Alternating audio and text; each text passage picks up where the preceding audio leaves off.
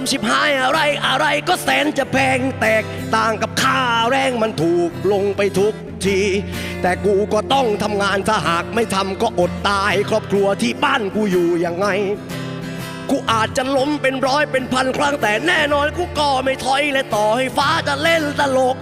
ชีวิตกูตกต่ำจะเอาชนะทุกคำดูถูกใครมองยังไงก็ช่างมันกูมันจนทำได้แค่นี้ถ้าไม่สู้ก็ไม่มีกินเศษสตังค์กูจำไม่มิน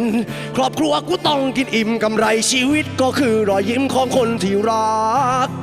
วันพรุ่งนี้ต้องลุยกันต่อแม้วันนี้จับไม่เพียงพอเพราะชีวิตมีขึ้นมีลงเป็นธรรมดามือกับตีนกูดีอยู่